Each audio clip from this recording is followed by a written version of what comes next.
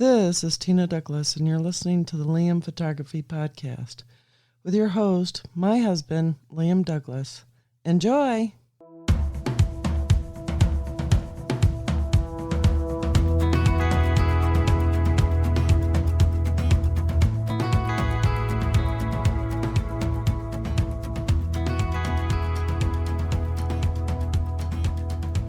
Welcome back to the show, everyone. Liam here, and this is episode 484 of the Liam Photography Podcast for the week of December 11th, 2025.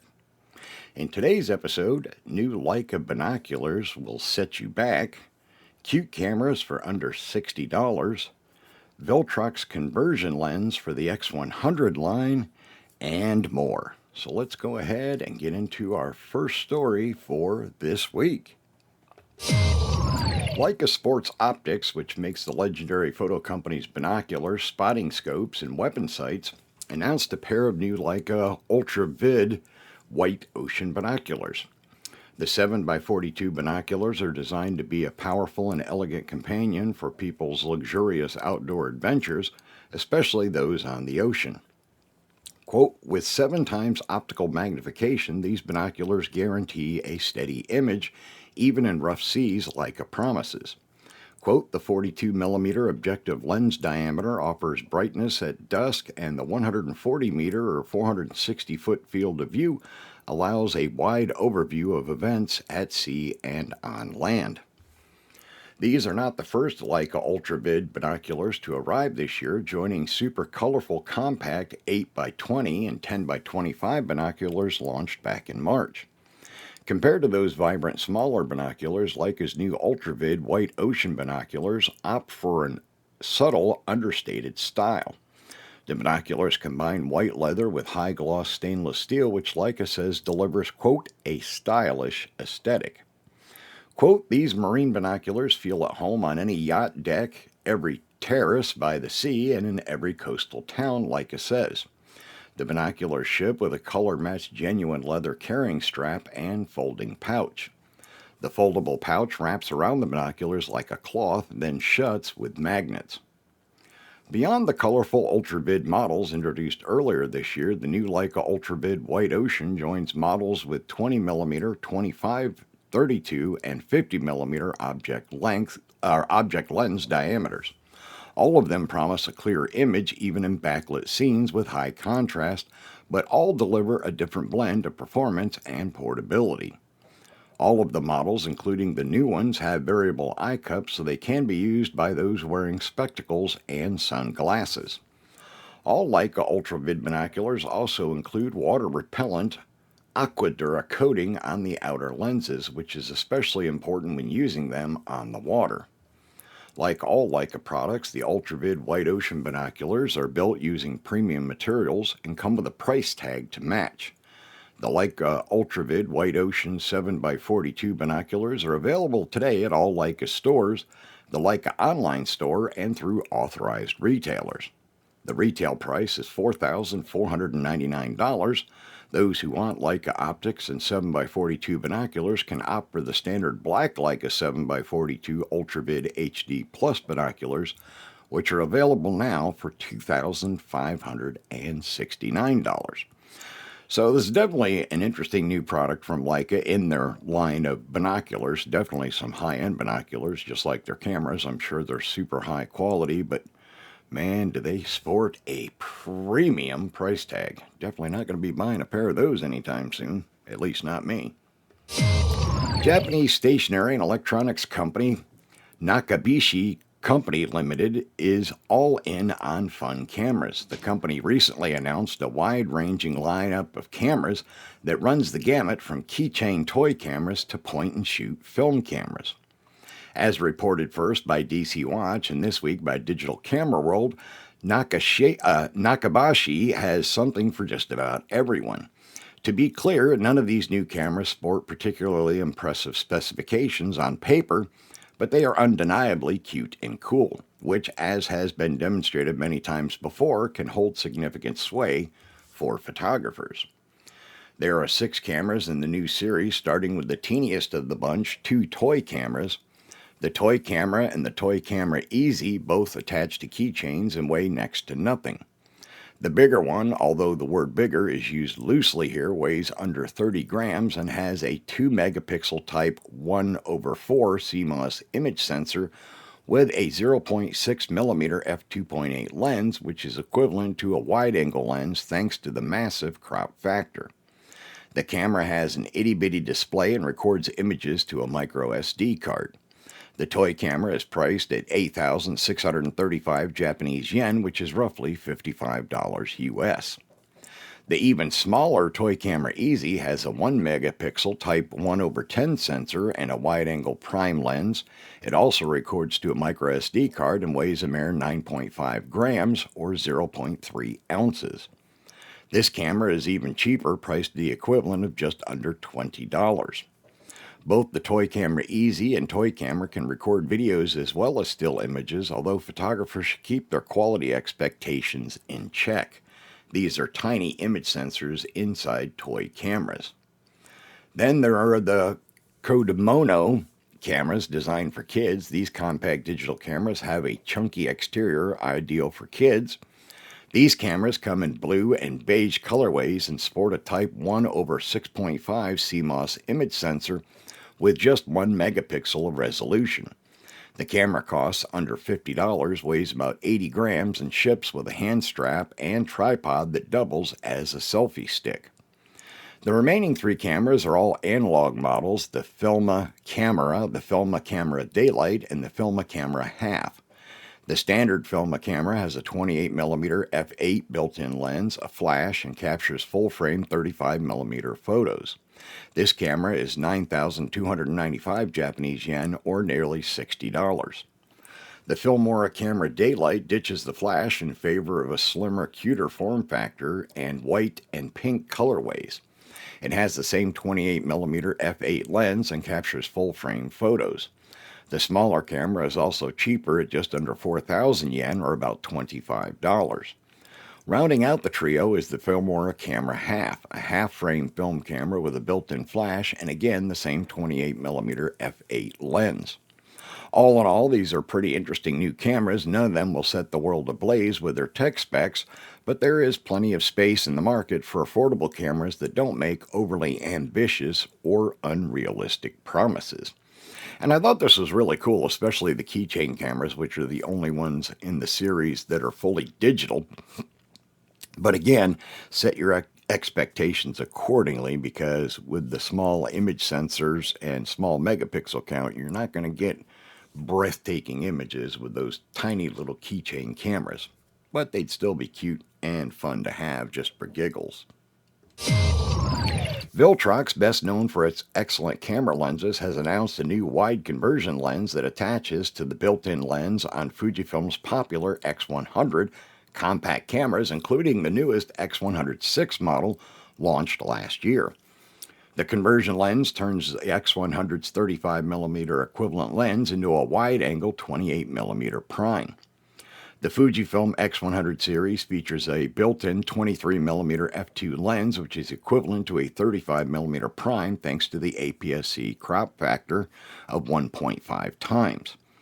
While the X100 is celebrated for its 35mm equivalent lens and this natural field of view, some photographers may want more flexibility, which is where conversion lenses come in.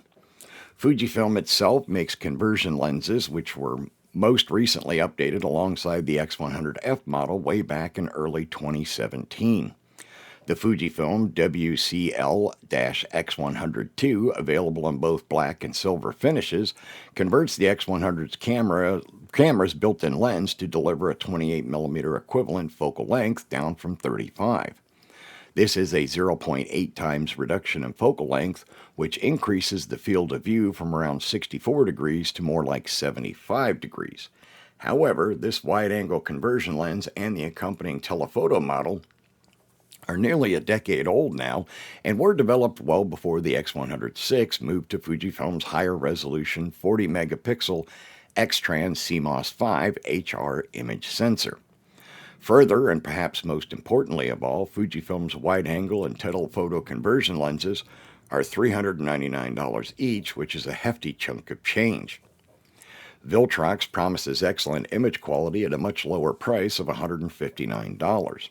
The Viltrox WCL-X106, despite its name referencing the newest X100 model, the X106, works with all X100 series cameras. However, fourth generation models and later, including the X100F, X100V, and X106, automatically recognize the conversion lens and adjust the built-in distortion and vignetting correction accordingly. As Viltrox explains, the WCL X106 features 5 elements arranged in 4 groups, including a pair of high refractive index lenses. The front element features a special coating to repel dirt and water. The conversion lens itself has a 49mm front filter thread like the built-in lens when used with an adapter, and adds 36.6mm or 1.44 inches of total length to the X100's standard lens. The Viltrox WCL-X106 is available now for $159 in both black and silver finishes, designed to match the look of the X100 cameras themselves. And I thought this was interesting, and that's why I wanted to cover this story this week, because I have an X100V myself, and I do already have the Fujifilm conversion lens for wide and telephoto, and they work very, very well.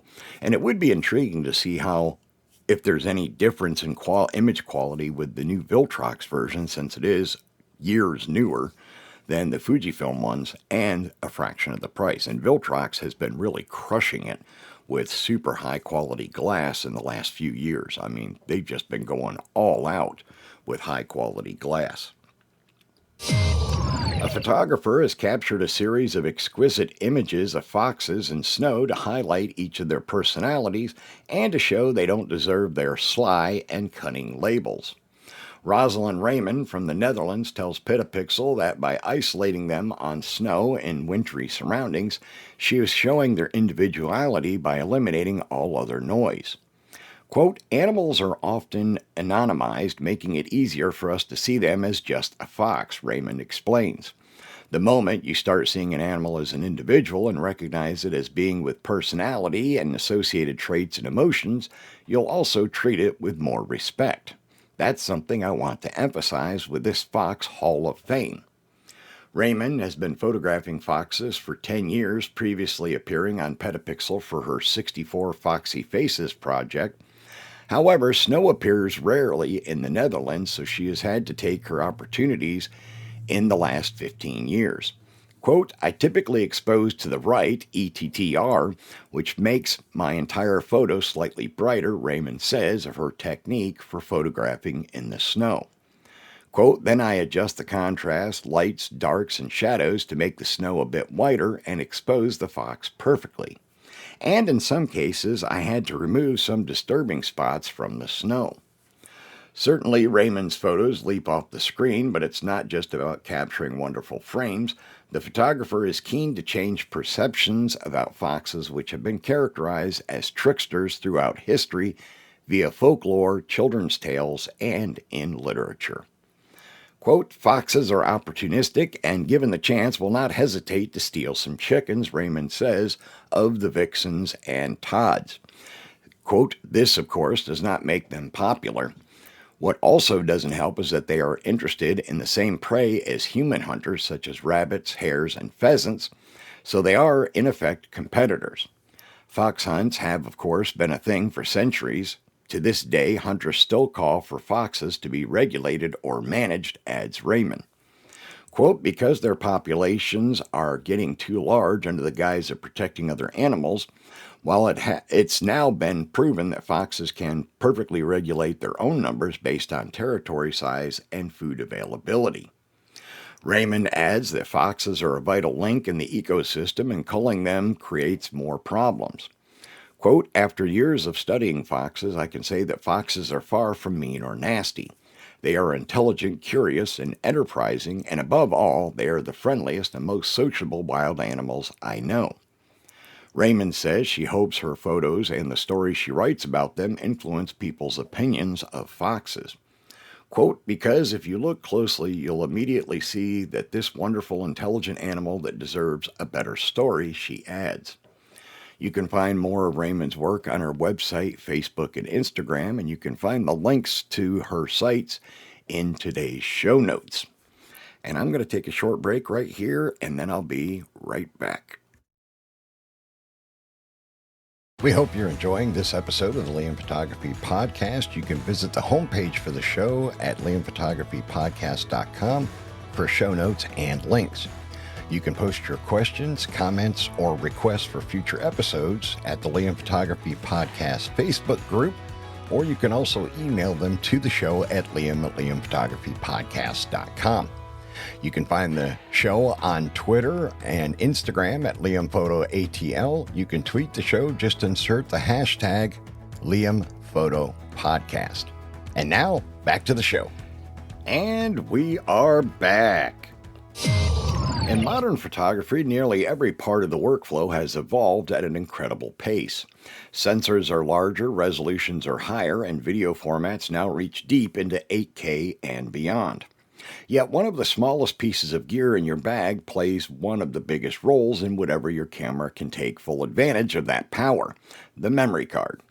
For professional photographers, choosing the right media is not a convenience. It is a critical decision that affects performance, reliability, data safety, and ultimately the quality of the work you deliver.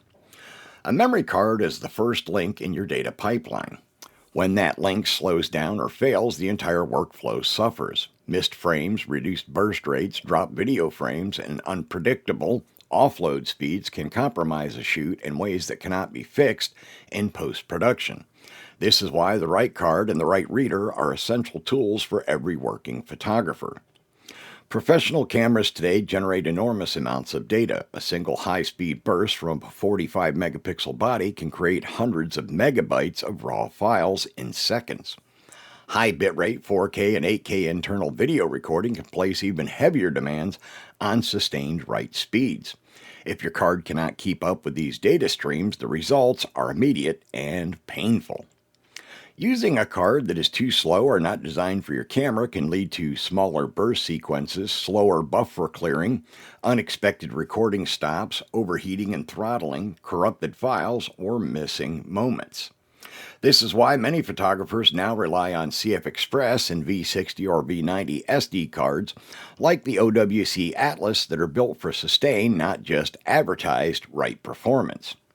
Speed enables performance, but reliability protects your work. A memory card must handle repeated cycles of high-speed writing, sudden power interruptions, extreme temperatures, and years of use without failing. For professionals, this durability is not optional. The cost of a failed card can be measured not only in lost images, but in the lost trust of a client. OWC's Atlas line is known in the professional space for offering performance that holds up under real workloads. Unlike consumer cards that may hit peak speeds then throttle, Atlas cards are designed for sustained throughput, stability, and endurance in demanding environments. This is why they have become a favorite among photographers who shoot action, weddings, sports, wildlife, and commercial work where the camera never gets a break.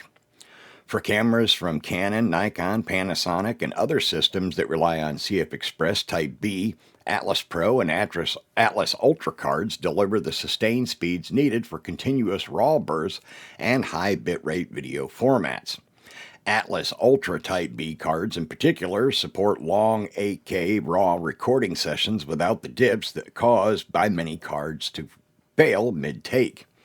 The Atlas Ultra Type B cards are RED approved, meaning they meet the performance and reliability standards required for cameras like the RED Komodo X and other advanced cinema workflows. These cards are rigorously tested across major camera bodies to ensure predictable behavior and maximum performance. Sony mirrorless cameras use the smaller CF Express Type A format, and OWC offers Atlas cards purpose-built for the unique speed and thermal requirements of models such as the Alpha 1, the A7S III, the A9 III, the FX3, and the FX6. These cards provide the sustained performance needed for 4K and 8K capture, S&Q frame rates, and rapid still bursts that would overwhelm slower media. The result is smoother recording, longer takes, and more consistent performance on set.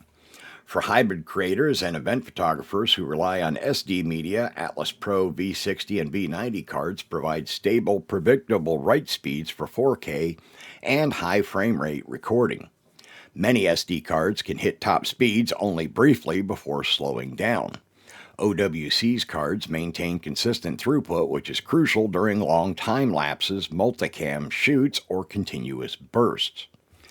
Photographers often select fast, reliable cards but overlook the importance of pairing them with the right card reader.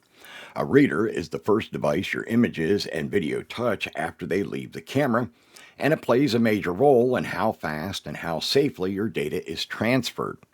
A slow or unstable reader can bottleneck your workflow, causing overheating during transfers or compromise file integrity during large offloads.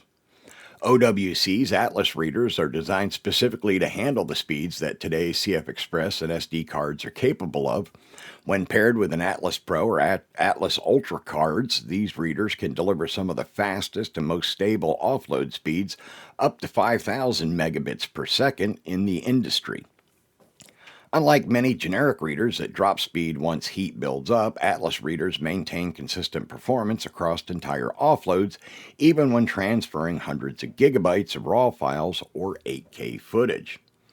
The OWC USB 4 CF Express 4.0 card reader and the Atlas USB-C SD readers are compact, rugged, and built for real professional environments. They are bus-powered, travel-friendly, and engineered for stable thermal management. This means that photographers can trust their offload process whether they are in a studio, working out of a hotel room, or offloading footage between sets. OWC supports both its cards and readers with the OWC Energize software. This unique tool lets you monitor card life, perform card sanitation to restore peak performance, and check for firmware updates that improve reliability and camera compatibility. For working photographers who depend on every card in their kit, having insight into card conditions is a valuable insurance policy. Professional photography is about consistency, trust, and the ability to deliver under pressure. When your camera, card, and reader are chosen intentionally and designed for your workflow, you unlock the full performance of your gear and minimize your risks. The right card ensures full burst speeds, reliable bitrate video recording, faster workflow from capture to delivery, long-term durability, and greater confidence on every shoot. OWC's Atlas cards, readers, and Energize software create a complete ecosystem that protects your files, accelerates your workflow, and supports the demands of modern professional production. Memory cards and readers may be small pieces of gear, but they carry enormous responsibility. For professionals who want to extract every bit of performance from their camera, reduce friction in post-production, and safeguard the work that clients depend on, choosing the right media is essential. With OWC's Atlas lineup and its accompanying readers, photographers gain a complete, reliable workflow that keeps pace with the speed and creativity of today's imaging technology. Now, I did want to let you know this story was actually written by OWC themselves, and the reason why I included it is because I have been an OWC customer for many, many years. I've done business with them for a very long time, and their micro SD cards, their SD cards, their CF Express cards, compact flash cards, whatever type of cards your camera take, they are super high quality, and their readers are top notch as well. I only use OWC's readers myself for my memory cards, and I do have OWC Atlas memory cards.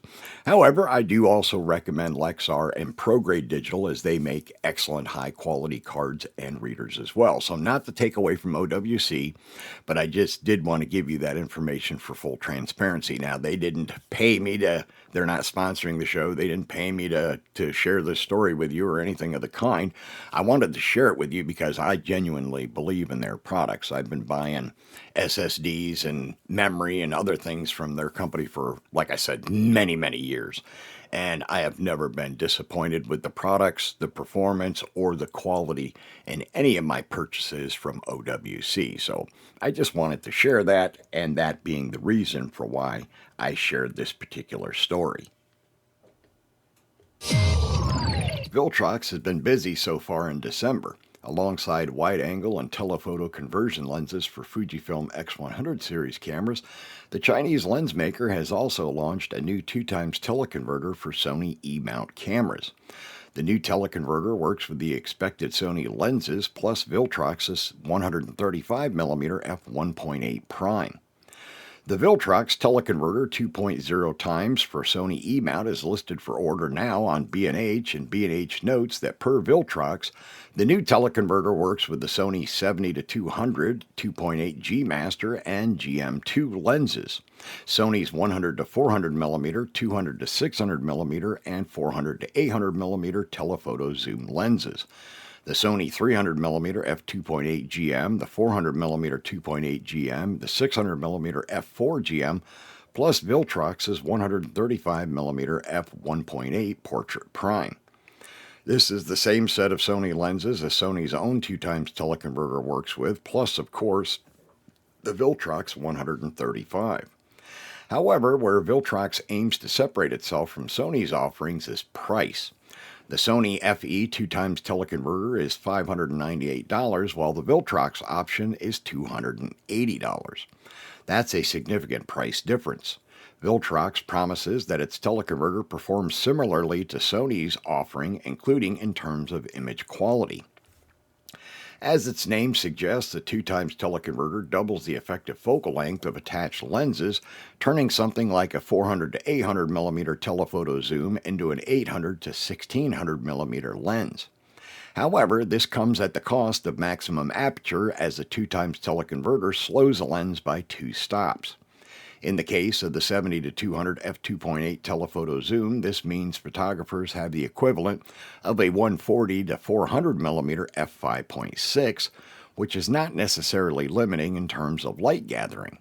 However, in the case of the 400-800 f6.3-8 example, that lens is already on the slower side without a teleconverter. While 1600mm of reach is great, it comes with a max aperture of f16, which can be very limiting. Such is the nature of the beast with teleconverters, no matter which company makes them. The Viltrox Teleconverter 2X for Sony E-mount is available to order now for $280 US. B&H expects it to be available in the next 7 to 14 days, just in time for the holidays. And I thought this was a great item to touch on because, again, as I said with the earlier Viltrox story, they've been absolutely crushing it with their high-quality glass for the last few years. And trust me, I know from experience, if you buy Viltrox, you're definitely not going to be disappointed. Godox announced the AD300 Pro 2, a new all-in-one outdoor flash arriving 5 years after the original AD300 Pro. The 300 Pro 2, as its name suggests, offers 300 watt seconds of output. The battery-powered flash delivers roughly 350 flashes per charge at its maximum output and recycles in 0.01 or 1.5 seconds depending on the selected power setting. The Godox AD300 Pro 2 is also known as the Flashpoint Explorer 300 Pro 2 at some retailers. Quote, the AD300 Pro 2 delivers a sustained performance of extended location shoots, Godox promises. Quote, that means fewer interruptions, fewer battery swaps, and more usable frames during long assignments, minimal downtime, and more decisive shots. These primary specifications are the same as the original AD300 Pro, but there are some nice upgrades on offer. Among the biggest upgrades is the new one-tap wireless sync functionality. Using the Godox X3 and X3 Pro wireless triggers, the AD300 Pro 2 can be connected to in a single tap with no manual group or channel setup required. The AD300 Pro 2 is also compatible with Godox's other X-series transmitters and can be used with wired connections via a 3.5mm sync and USB-C. Other upgrades include improved control and versatility. While the original AD300 Pro offered 9 stops of power control, the AD300 Pro 2 ups the count to 10, providing photographers with more fine-tuned control over their lighting. For photographers fortunate enough to use cameras with super high-speed electronic shutters, especially those like the A9 III and its global shutter, The AD300 Pro 2 offers meaningful performance and improvements over its predecessor. While the original outdoor flash could fire a flash as short as 1/10,000 or 200 seconds, the new AD300 Pro 2 delivers even better action-stopping flash. The AD300 Pro 2 can reach flash durations as short as 1/24,390 seconds, all while promising stable color with drift under 100K. The modeling light is also better. While still 12 watts like before, the AD300 Pro 2's modeling light features a bicolor LED with color temperature adjustment from 2800 to 6000 Kelvin. The original AD300 Pro's modeling light did not offer color temperature control. Speaking of color temperature, the AD300 Pro 2's primary monolight delivers 5800 Kelvin white balance with a plus or minus 200 Kelvin accuracy. The Godox AD300 Pro 2 weighs just 2.6 pounds or 1.2 kilograms with its battery attached, roughly the same as its predecessor. The AD300 Pro 2 is approximately 7.4 by 3.9 by 3.5 inches or 18.7 by 10 by 9 centimeters. The flash can be controlled remotely, but it also includes rear buttons, dials, and a color display. Like other Godox flashes, the AD300 Pro 2 accepts Godox own modifiers, but works with an optional S3 bracket to take Bowen's mount accessories. An optional AD-AB adapter expands compatibility to include mount adapters for Broncolor, Profoto, and Elechrome light shaping tools. The Godox AD300 Pro 2 is compatible with most TTL systems, including Canon, Nikon, Fujifilm, OM System, Panasonic, Sony, Leica, and Pentax. The Godox AD300 Pro 2 outdoor flash is available to purchase now for $499 US and will begin shipping soon. It ships with the battery, charging cable, and a nice carrying case. And I thought that was a great story to wrap up this week's episode with. Godox has been making fantastic lighting equipment for many years now. I have a bunch of their speed lights. I don't have their monolights yet, but I do have their speed lights, and I've always been impressed with their performance and how long their rechargeable batteries can last on a single charge. Even when you just have them stored, they do not bleed off rapidly at all like some other systems' batteries do. Remember to check out the Liam Photography Podcast Facebook group. It is a private group, and you must answer a security question to join, which is the name of the host of the show, myself, Liam. And I've also opened it up to allow you to give the name of a previous guest on the show to show that you're a listener. Once you are in the group, you are free to post your own original work. Additionally, I am the admin of the Fujifilm GFX 50R group, which is the largest group for the 50R on Facebook. If you own or plan to own the 50R, you can request to join that group. You can find my work at liamphotography.net and follow me on Instagram, Facebook, and Twitter at liamphotoatl. If you like abandoned buildings and history, you can find my project at forgottenpiecesofgeorgia.com.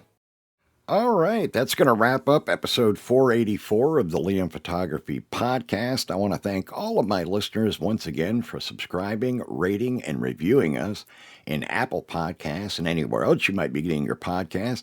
If you're not currently a subscriber, why not? It doesn't cost you anything but a second of your time to smash that subscribe button. So do it now, please, as well as share the show out on social media and elsewhere with your photography friends and ask them to give it a subscribe and a listen.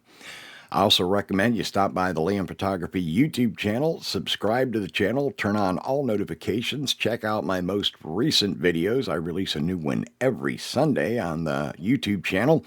And thanks to all of you for your support. We are now up to 75,000 subscribers. I'm hoping to get to 100,000 by the first part of next year and get my Google Play button. That would be totally, totally cool. And again, I thank you all for your support. I will see you all again next Thursday.